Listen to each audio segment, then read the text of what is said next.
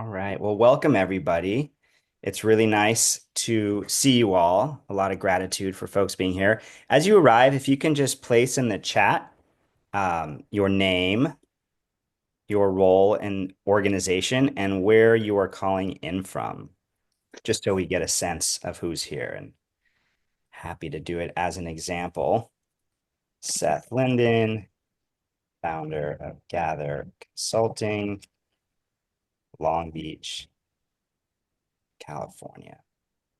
It's always nice to see folks from multiple coasts, middle of the country. I don't know if we have any international folks joining in, but Palm Springs, nice. Annapolis, cool. Hillsborough, Berkeley, some good West Coast folks. Awesome. Piedmont, AGWS, San Carlos, LA, some good LA folks. So, as that is populated, I want to welcome you all and a special thanks to Paula Pretlow and Rachel Monroe for being here. We're going to do intros in a little bit. As folks know, I do like to start by just taking a moment of silence for the violence and the lost lives in these global wars recently.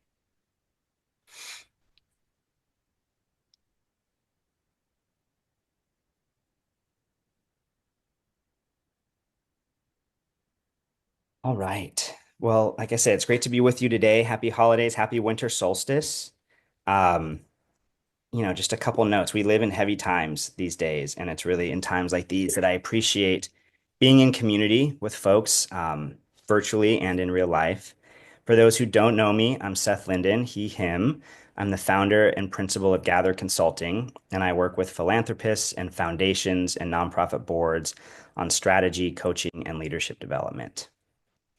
I wear many hats. I serve on two boards, the Jewish Studio Project, which cultivates our inherent creativity, and Jewish Long Beach, which is our combined Federation Foundation, JCC, here in Long Beach. I'm also the father of two boys. I'm a husband of a wife whose birthday it is today. So shout out to Sarah, a friend and a community member.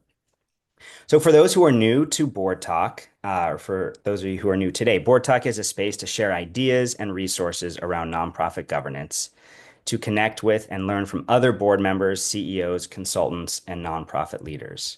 We've been doing this since COVID, and we relaunched after October 7th. I've said this before, I believe boards are a beacon of community. They're a learning and leadership lab. They're a staple of democracy, and today we need them more than ever. Today, we'll discuss how partnerships are such an integral role, an essential role of boards, and yet far too many boards fall short of these goals. Boards, I believe, have a responsibility to step up now, as always, and like I said, we need them now more than ever. I hope that these board talks are an education and advocacy for effective governance, good decision making, and inspiring leadership models, practices, and values. And if you've been here before, you know I also like to take a few minutes at the beginning and break you all out into 5-minute chavruta or pairs, just to check in, say hi. If you need a quote, or I should say, if you need a prompt, I'll put a couple here in the chat. How are you doing as a human? And how are you doing as a nonprofit leader? So I'm going to take a minute to do this. We're going to assign automatically, and there's 20. Okay. Take 5 minutes. I might move you around just to make sure everyone's got a pair, and I'll see you back at 9:12.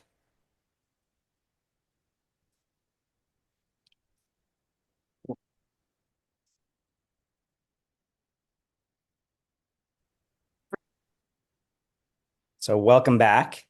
As my partner in crime, Becky Silverstein from JSP, taught me, we like to kind of wave a thank you or say a thanks to our partner in the chat. If you enjoyed your conversation and want to share a little bit of gratitude to your chevra, your partner. Okay. Um, I'm really excited to introduce our two special guests today, Rachel Garbow Monroe and Paula Pretlow.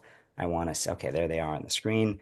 Their bios are incredible, and I'm not going to go through word by word. You have them in your emails, but I do just want to lift up just a little bit of the context of how I met them. I met Paula in San Francisco probably close to 10 years ago at a dinner party hosted by a mutual friend, a community leader who wanted to bring together executives and board members for dinner, drinks, and conversation on leadership. And we had the pleasure of meeting, I had the pleasure of meeting with her over the years, running into her at restaurants about boards, governance, and nonprofit leadership. As those who know Paula, she is a force when it comes to all things boards, governance, and leadership of all kinds, not just in the nonprofit world, but in the for profit world. She has experience on university boards, which we'll discuss, and large family foundation boards. She's currently the chair of the Weinberg Foundation. So it's an honor and a privilege to have you here today, Paula. Rachel Monroe is the president and CEO of the Weinberg Foundation, and we met more recently. I knew of you, Rachel, and knew of your foundation certainly during my days at Jim Joseph. Our good friend Sandy Carden introduced us, so I'm grateful to him. I've always admired you and the work you're doing at the foundation and beyond. I've had the pleasure of working with a couple of your colleagues, Rafi and John, over the years, and again, just know from afar what a rock star Rachel is and has been in the foundation world, both Jewish and beyond, managing a $3 billion plus foundation dedicated to, among other priorities, leadership development, Jews of color, meeting the needs of people experiencing poverty. And we were just saying in Israel, Hawaii, and the US. So a lot going on, Rachel, and thank you so much for your time and being here today. So maybe we'll start with you, Rachel. If you can just share a little bit about what it's been like for you as a foundation CEO in a post October 7th world, a post bridge collapse world, a post election world, where you're constantly navigating and facing crises. And what is a board's role in the face of a crisis?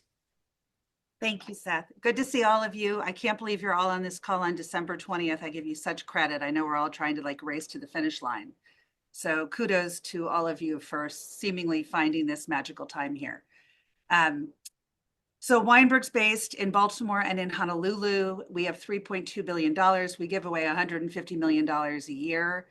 On October 7th at 6 o'clock in the morning, Baltimore time, I was at Dulles Airport flying to Honolulu to meet with the governor to talk about the response to the fires in Lahaina in Maui, where the foundation had significant loss in real estate holdings and significant concern about residents of that island and how they were accessing emergency services. As one example, there is no burn unit in any medical center on Maui. So you can just imagine what that meant for the community. So first, we're navigating Hawaii and how to respond to the devastation of the fires. I'm on the plane, and you know the red alert that many of us get on our telephone. By the time I got to the airport, I knew what was starting to unfold. We shortened the trip to Hawaii and came back. I've been to Israel 3 times since October 7th, some with many of you on the screen. And typically I go to Israel and Hawaii several times a year. But today we're looking at how we're responding to the emergency in Israel. We gave $5 million in emergency grants. The board approved within 3 days of October 7th. One of the secret sauces of Weinberg's board of 5 members is incredible nimbleness and responsiveness, which I'm grateful for. We are responding to the fires in Hawaii and the rebuild, and the bridge collapse in Baltimore, which I know looked like a, sort of a video game, but was real, has caused in our beltway a gap. So 35,000 trucks are going 2 miles from our office in both directions each and every day of the week. And job loss and life's lost and other matters. So forget about the day-to-day. We have these 3 crises that we're navigating and will continue to navigate, which are moving from emergency response to sort of long-term needs due to that emergency. Many of you, I think, are focused on mental health and resilience in Israel as one huge new need, as one example. The board and staff together in navigating those issues, I think, have demonstrated a consistency of communication of information, good, bad, or otherwise, and decision-making that balances the tension between short-term and long-term. Short-term, the the need to give emergency funds, the emotion of giving emergency funds is important, but is it as effective as responding to the needs with a longer term approach? You can decide for yourself what you think. So those are some of the conversations we've had with the board. One of our guiding principles is really that the grantees are at the center of our work, not the foundation. And so all of the decisions we've been making have been in the best interest of the grantees on the ground in those three geographies, and seeking their voices, if you will, not of what we would call in the US of typical lived experience, but of deep knowledge on the ground in this moment. So that's a little bit of a highlight of post 10/7, what's happened at Weinberg. Thanks, Rachel. And kudos to all that fast work and sounds like very collaborative work with your team and your board.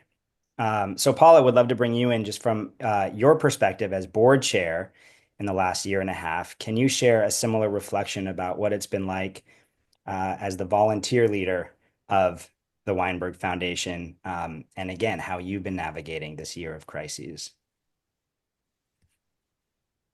Myself.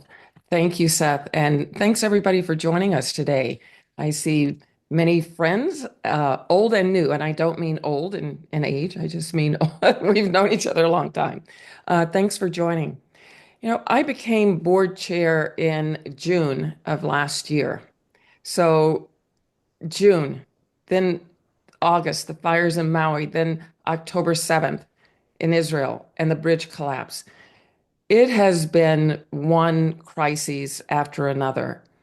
And Rachel, you put it so well, how we handled it, how the team handles it.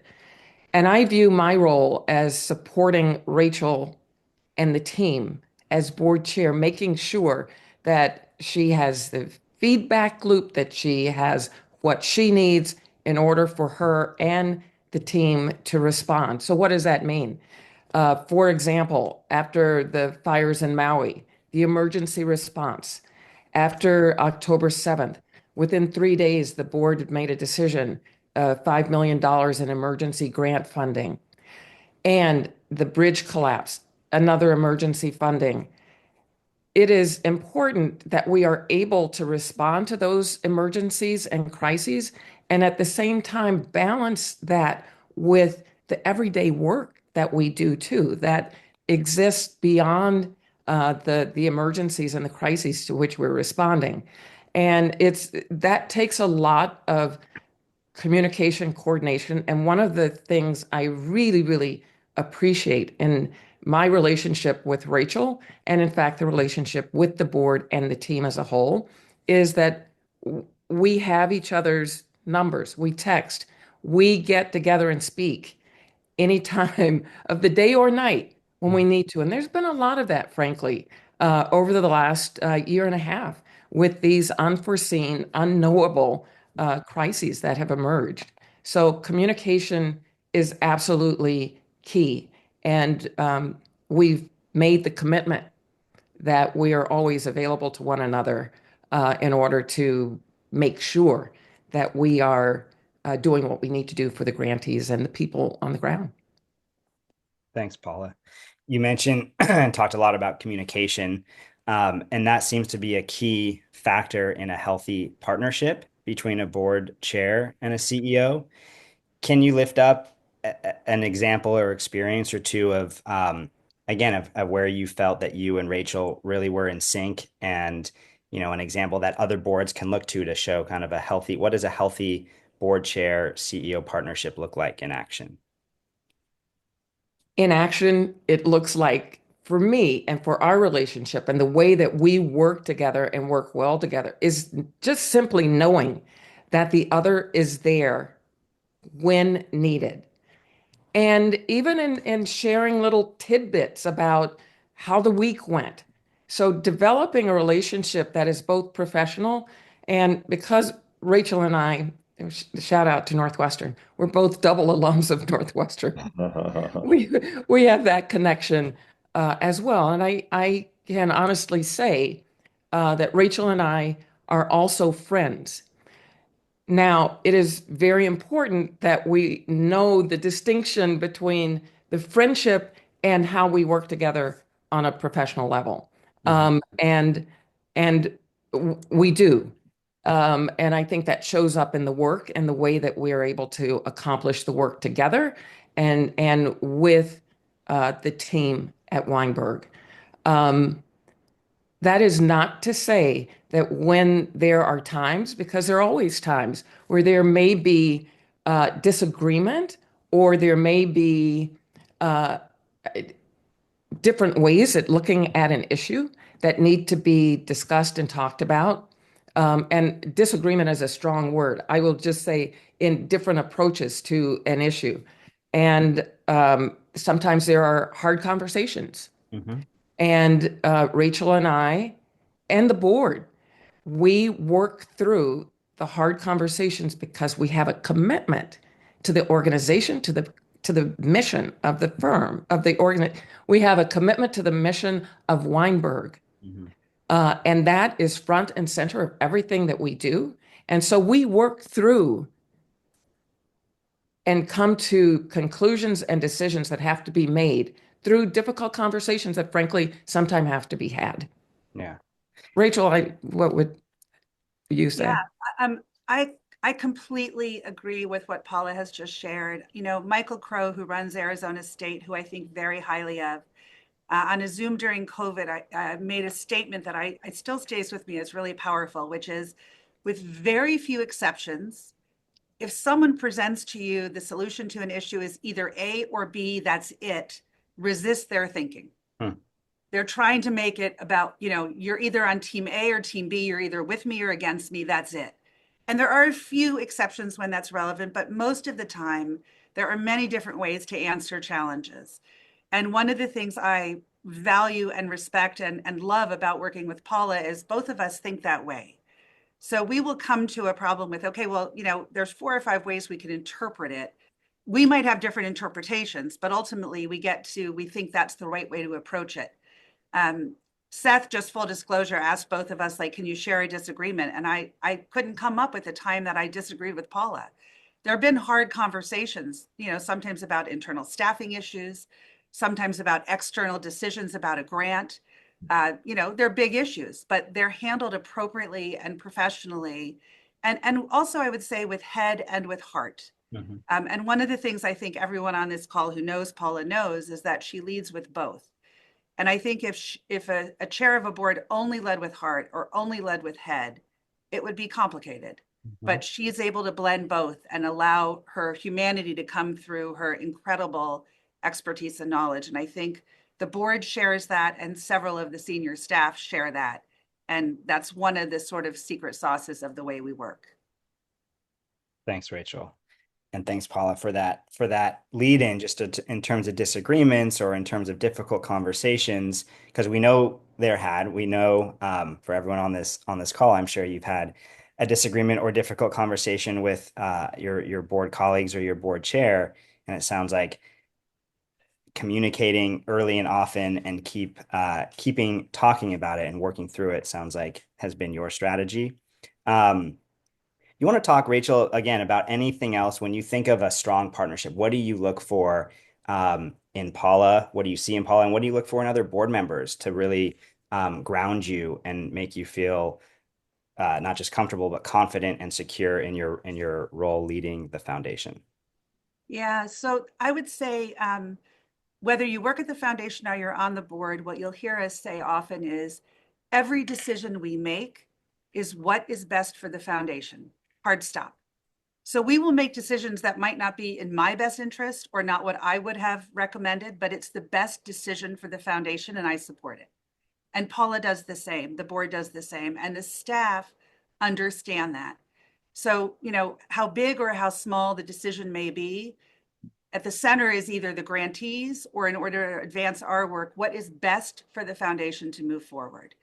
And that has been very grounding. The second thing I would say, which is hard to find before you engage with someone, is a true no BS commitment to selfless leadership. And so when a board member comes on board, if they have a pet project, if they like to chase shiny balls, if they want to have undue influence compared to the other board members, that could be really problematic, especially because we only have 5 board members. They're deeply engaged. But you can imagine with a group of 5, if one person is difficult, it could cause difficulty. Mhm. So really screening for informal and informal ways, people who will be committed to this mission and not to their own agenda Mhm. is really front and center. And it's same for the staff here. I am not a gatekeeper between the board and the staff. Paula knows every staff person here. She has individual calls, emails, breakfast, travel with probably a dozen of our staff. And that's the way I think it is best. She is deeply connected to who we are in the good of moving the work forward. Mhm. So those are some of the key things we look for, which we acknowledge is really hard to find. And we're lucky and grateful and have worked intentionally to find board members and senior staff aligned in those values. Thanks, Rachel. It sounds, as a foundation board, the relationship that you, Paula, have, it sounds like you have with the staff of the Weinberg Foundation, sounds different than a lot of board chairs might have with the staff of other nonprofits. I was at a board meeting recently where we had a whole conversation about board staff relations and kind of what's appropriate in a traditional nonprofit versus a foundation. So that was interesting, and I think healthy to build those relationships up and down the line. Paul, I'm going to ask you one more question, and then we'll open it up to the folks on the Zoom room. You sit on a university board, Northwestern, like we mentioned.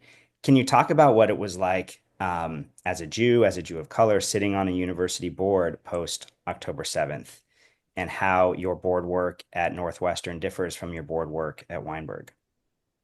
First of all, the university board at Northwestern is a large board. There are 60 or so.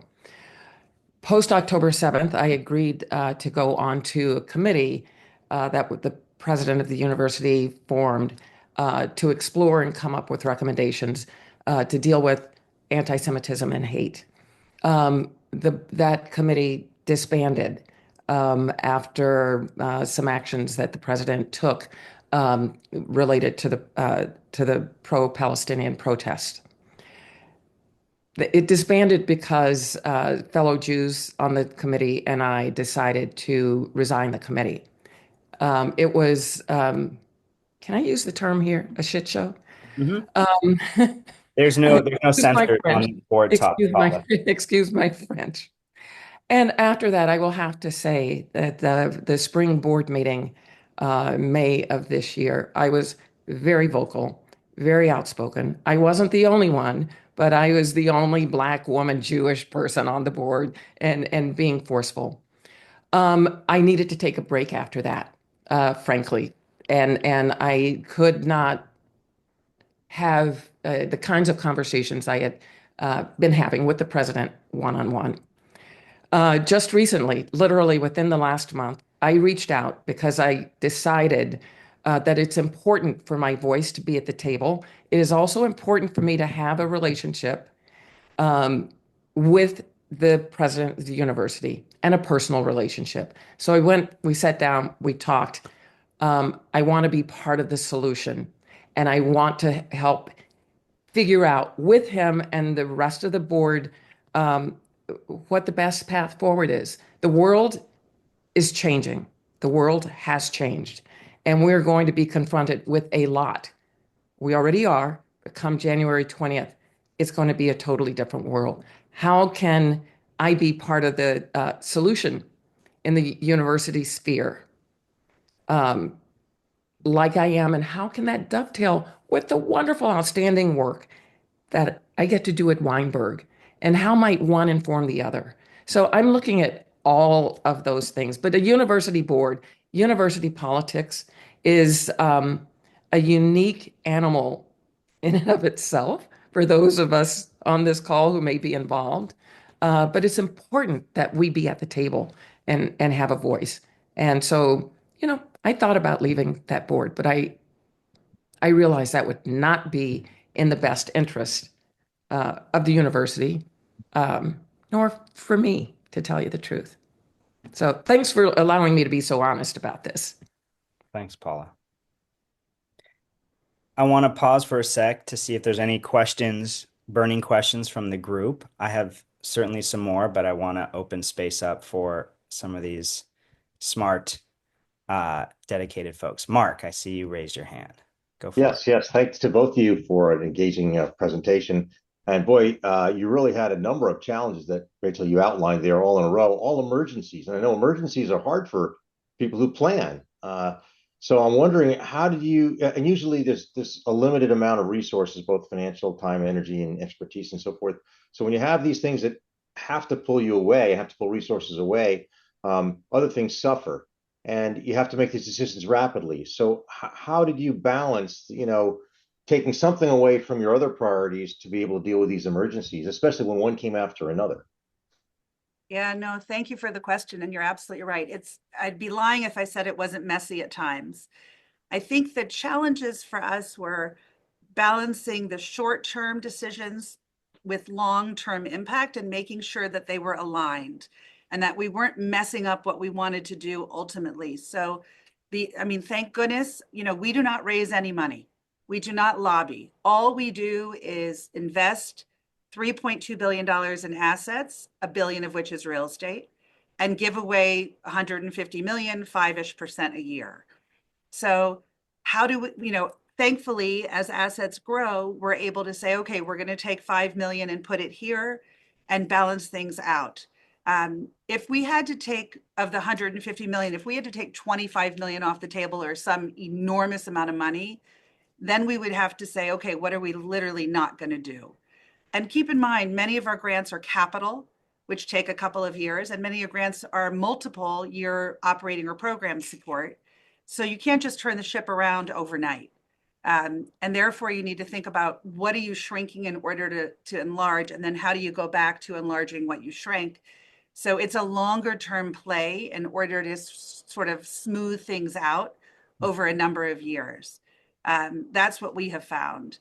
And we've also thought about how we balance, we fund in about a half a dozen primary communities, and then we do other things across the US.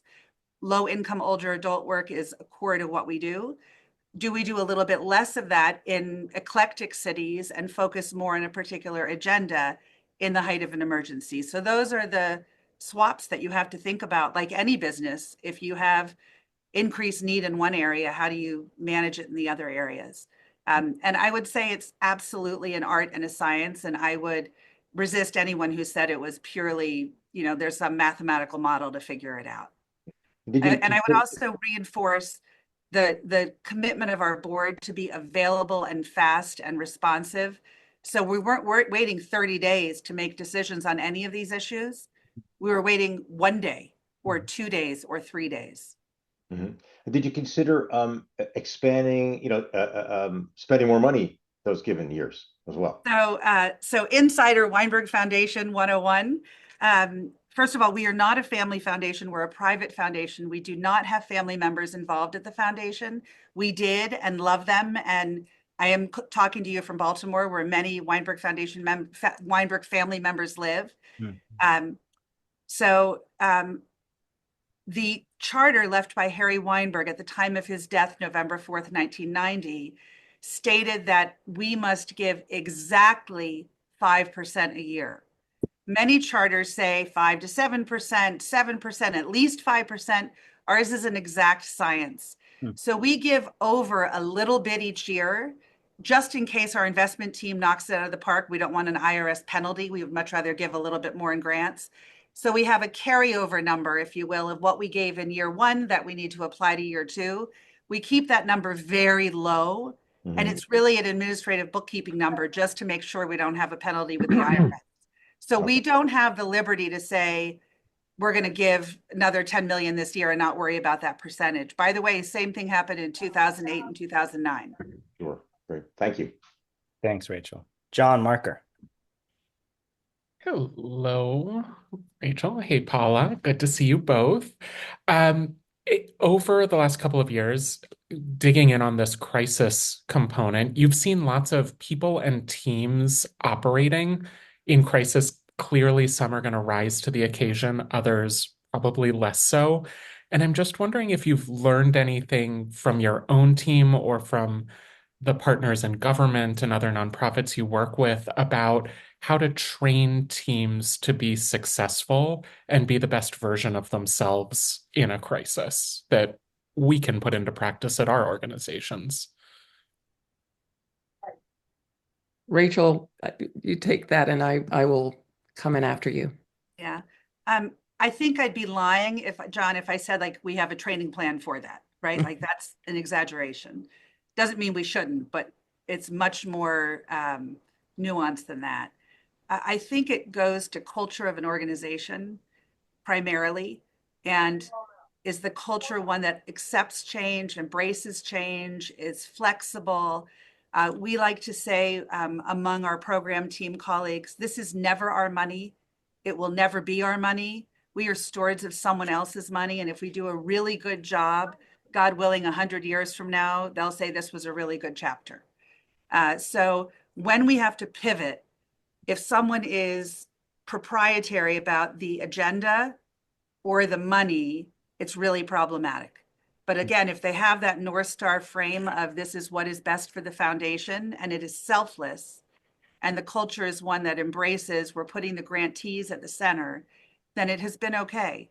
And I think people have a lot of pride at the foundation in the way we've replied to these emergencies and been supportive and fast. So I do think there's some really positive energy around success in navigating these moments, even though they're exhausting. And I would just say parenthetically, we've done a lot to try to support grantees, accelerating payments, diminishing or delaying required reporting from grantees, extending an additional year to grantees of funding without them asking.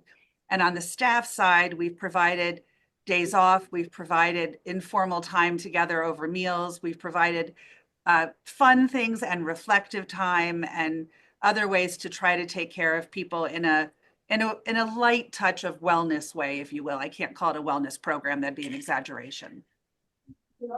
And I think to build on what Rachel said from a board perspective, it really is about how you signal that you're supporting the extra time and the effort that we know goes into these emergencies. And unfortunately, we've had one after the other after the other.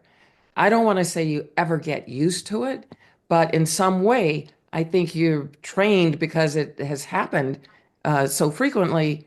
In the back of your head, you have, okay, what is it going to take when the next one comes? Mhm. Unfortunately, it always seems these days there will be a next one. And our folks, many of whom have been with the foundation for a long time, rise to the occasion.